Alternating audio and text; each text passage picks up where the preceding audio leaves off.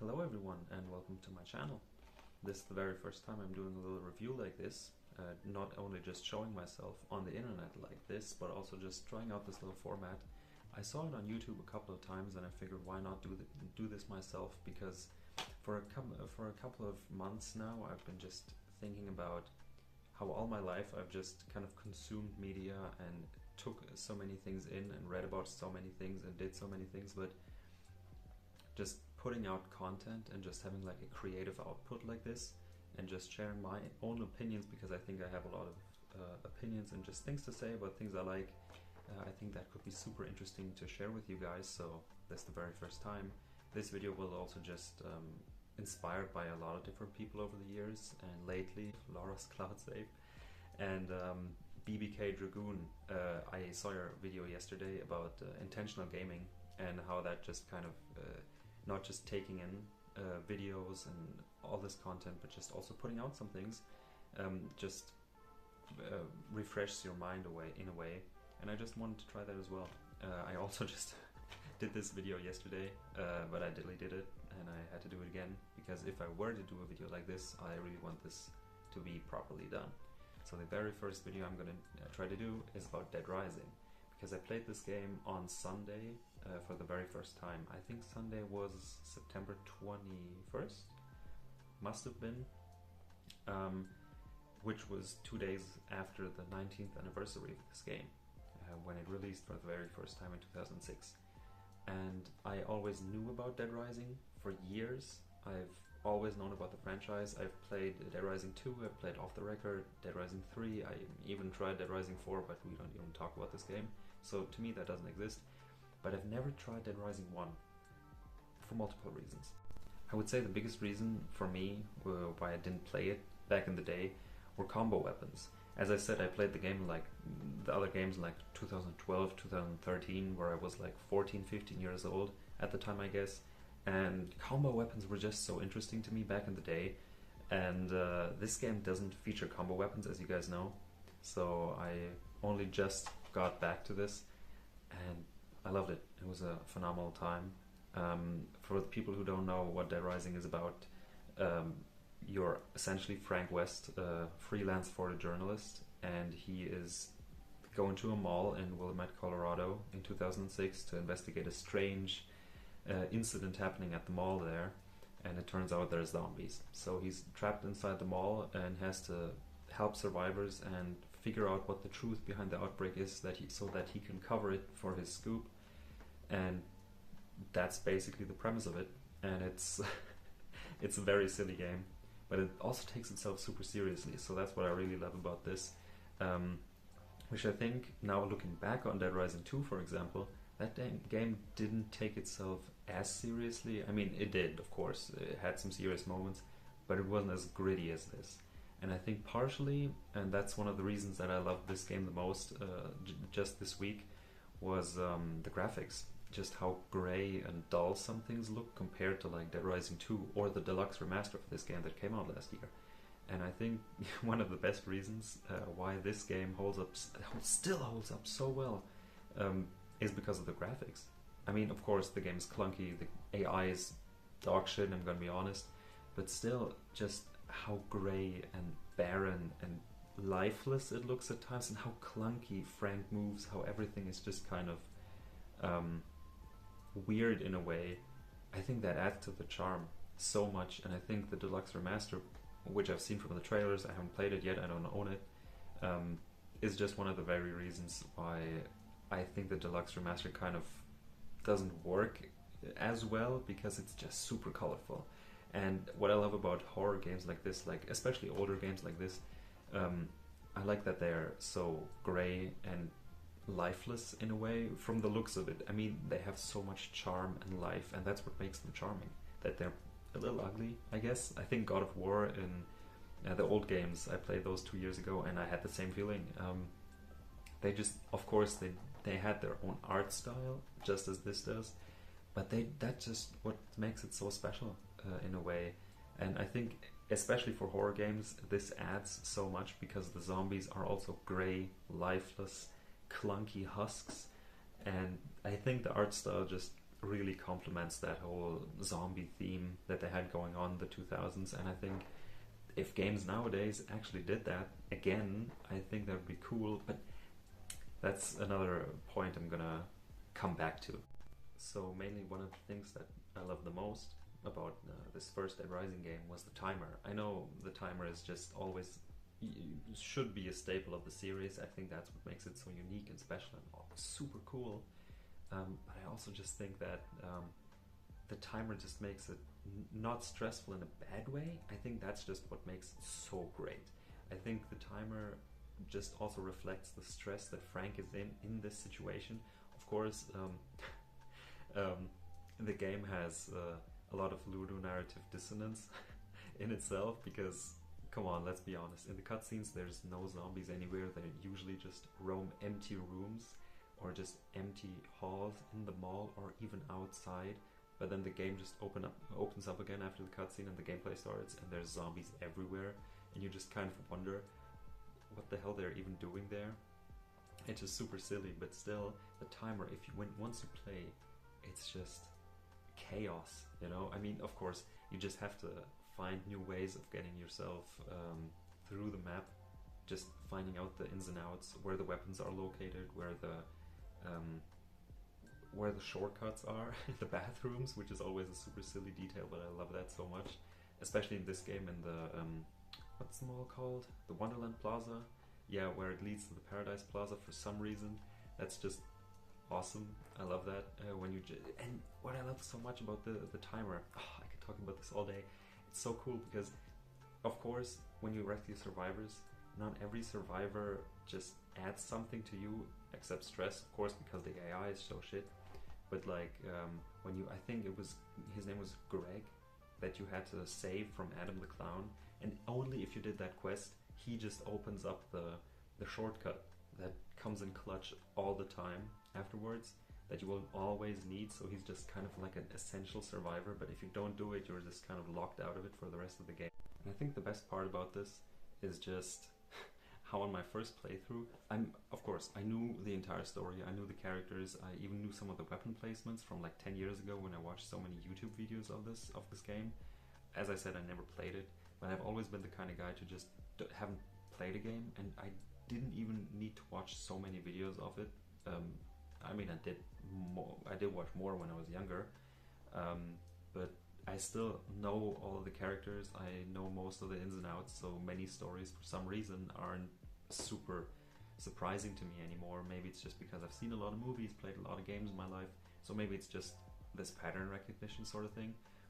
But yeah, for Dead Rising, to me, the first playthrough was super cool because I usually also try to collect many trophies and maybe do something with the guide to just kind of optimize it and just kind of min-max the whole situation that I'm in. And this also reflects life in a way. That's why I think the timer is so great, because of course time is fleeting and you can't ever do everything all at once that you ever want to do.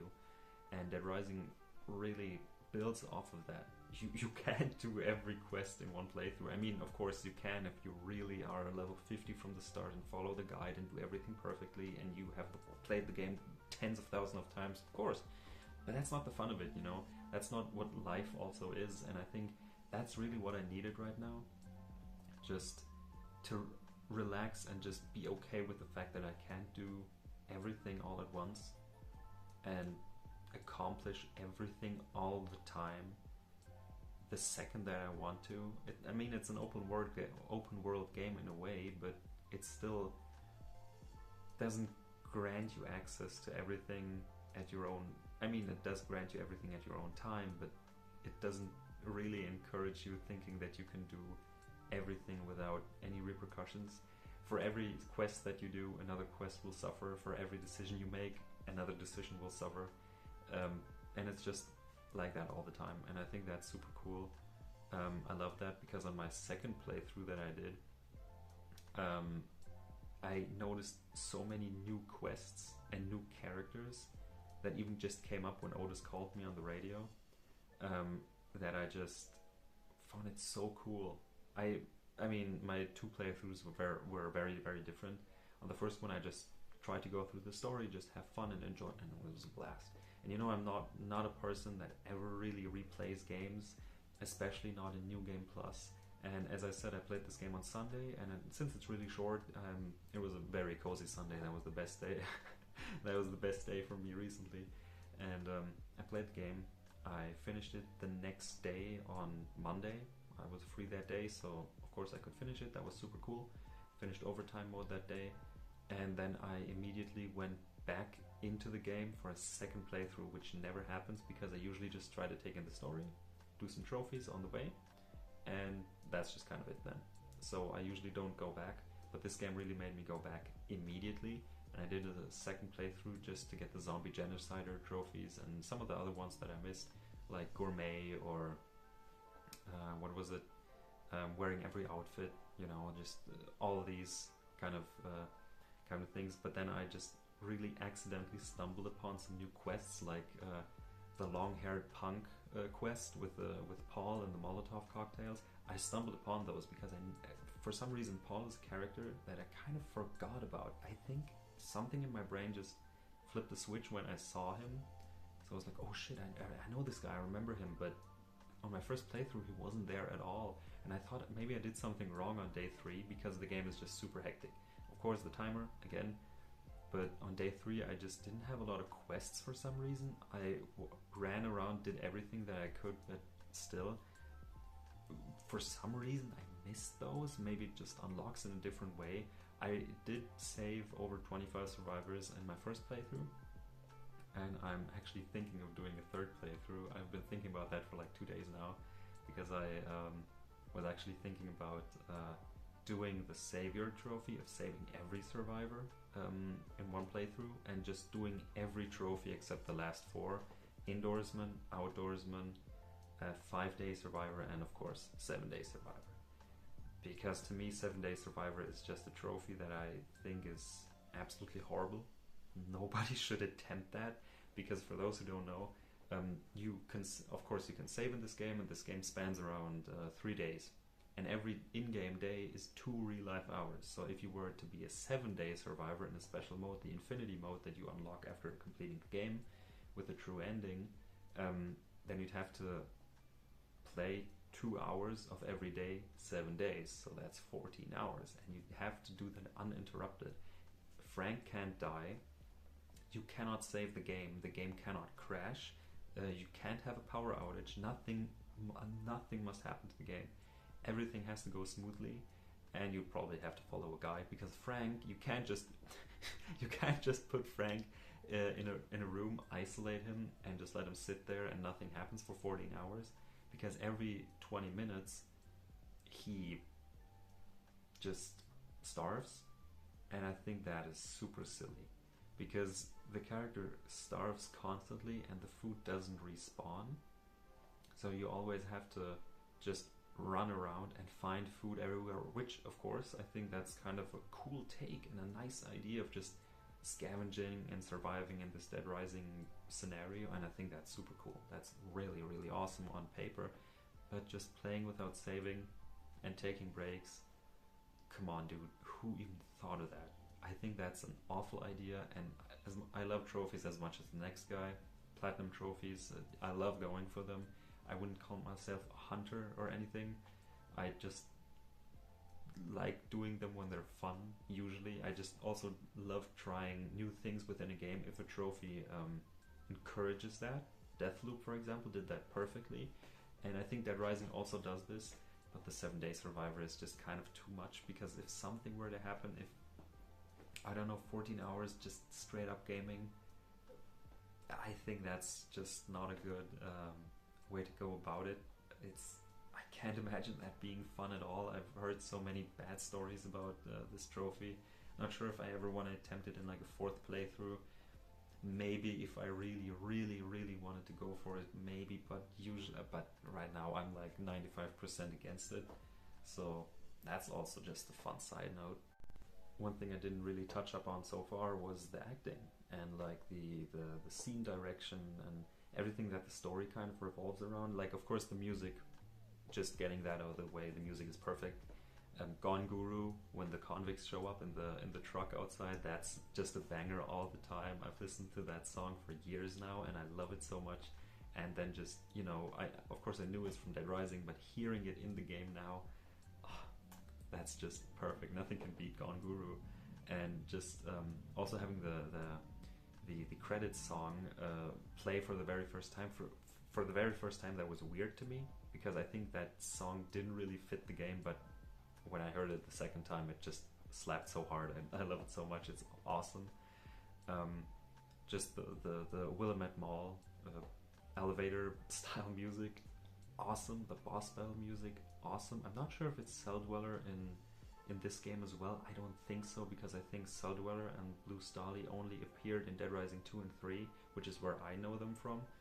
And I think even some songs, like during the fight with what's his name, Cliff, awesome. You know, that also just slaps. That's so cool. Also just the voice acting. I can't really speak on the deluxe remaster in that moment, because as I said, I haven't really spent time with it at all. But of course, TJ Rotolo as Frank West, awesome. He's just so good. Super iconic. I'd love to meet him one day. It sucks that he doesn't get to come back for new Dead Rising games, or just even the remake that just blows so hard. I hate that. And I'm just super happy how you can just tell that this game is a product of its time.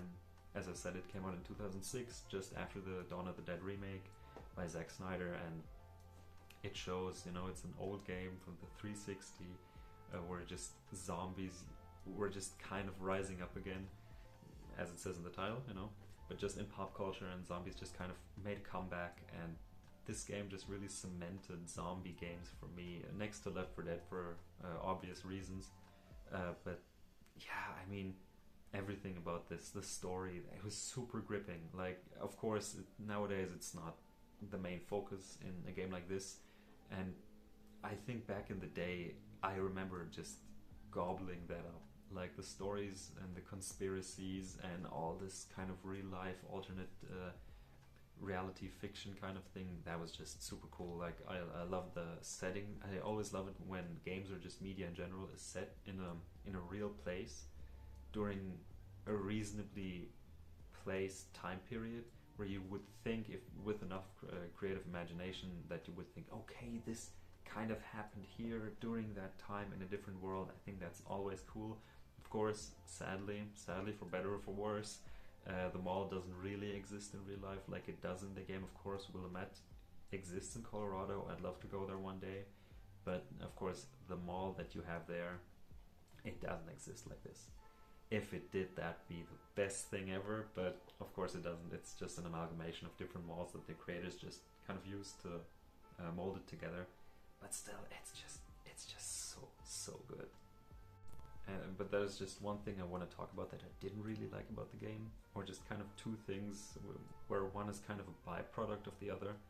Of course, as I said, the timer is perfect. The timer is awesome. It's just lenient enough, that to the point that it's stressful, but also super fun and engaging, which is why I played. My first session of this game was like 8 to 9 hours, and that was just awesome. I was just gripped with this game, and that never happens to me nowadays for some reason. And as I said, I love the timer, but then during overtime mode, I didn't have anything to do. I dreaded doing it, but I looked it up online of what to do after the military characters arrive, and what do I even do in that time, because when Frank is in the bunker with or in the hideout with Isabella, she just says, oh, okay, we just have to kind of wait it out.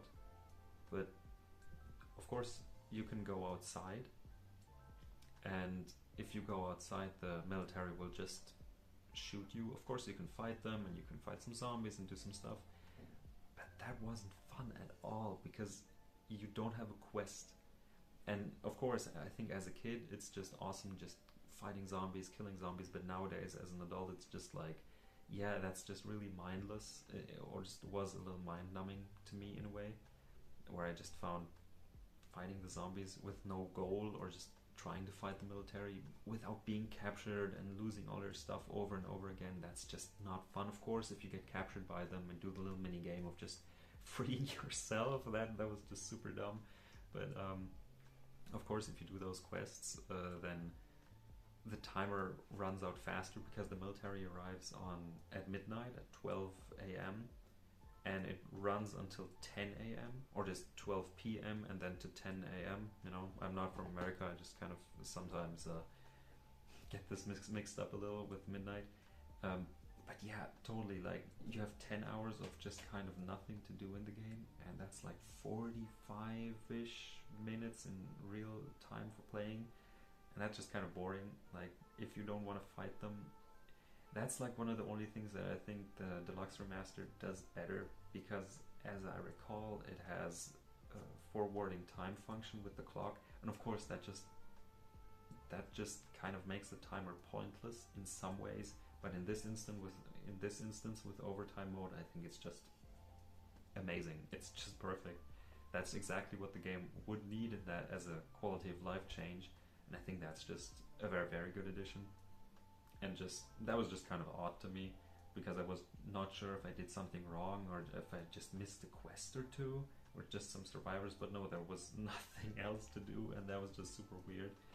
And then just also, of course, I don't even have to really mention it, but because the survivor AI is known to be just extremely bad in this game, I think they kind of fixed it in the sequels and of course in the remake, but in this game it's awful. Like I've always heard about it and I couldn't believe how bad it was until I played it, because even if you survivors they just constantly get stuck on every edge, on every zombie, on every like stupid potted plant, in every corner, in every door frame. They get stuck everywhere, and it's so bad. It's so bad, and it's super frustrating. And I think, of course, that also just adds to it, but I think it's more frustrating than it is charming, if that makes sense. But yeah, just as a whole package, this game is it just gave me a super nostalgic feeling, and it just made me feel so good inside, and it was exactly what I needed nowadays, because I'm just kind of burnt out with a lot of high caliber, high profile games, and I have a huge ass backlog back there that I will eventually just show off, because it's just fun and just talk about this. But I think this game is just exactly what you would need in a time like today, where there's a game coming out every second day or every third day, and it's always high caliber, 9 out of 10 games, and it's just super long sometimes. And I think this is just, I would say, a remnant of better days, more intentional time, because back then games, as far as I recall, they didn't release as frequently as they do today, where there's like maybe one great game coming out every 2-3 months, and now it's just 1 month 10 great games, and of course you can never play them all, and they're all just fighting each other for your attention. And I think when this game came out, it was just not just a smash hit, but it was also just something special. And I think the time that you get to intentionally spend with it, that you got back then, and that you can still feel in here now, because it has so much soul. I'm not sure if we'll ever get something like this back. I really hope so. Just in the gaming landscape, I'm not talking about more Dead Rising, more remakes, more this. I think this is just very, very, very, very special case, and I'm super glad. I would recommend this game to everyone, even if it's if it's rudimentary and silly and clunky and kind of ugly. And I think, of course, it's not even easy to come by this game, I would say, because I'm from Germany, and this is the NTSC version. This game was never released in Germany in any capacity, not even the remake. I think the only game that was ever released was Dead Rising 4 for some reason, but the other games were always banned here, and I had to import this from PlayAsia. And back in the day, I had to import my games from Austria or something. And as I said, this is the 2016 re-release, the very first and only time this game ever came to PlayStation. And I would say, as you know, but you probably don't, I love my physical games, so I got this new from PlayAsia, super cheap. Just get it over there, it's perfect. They actually did a super good job on this. That's the back, Frank, some screenshots. It's awesome. Beautiful spine with Dead Rising on it. Sadly, if you open it up from the inside, it just has a disc, and nothing else. I am super sad that games nowadays just kind of look all bland like this. I think physical games deserve way, way, way better.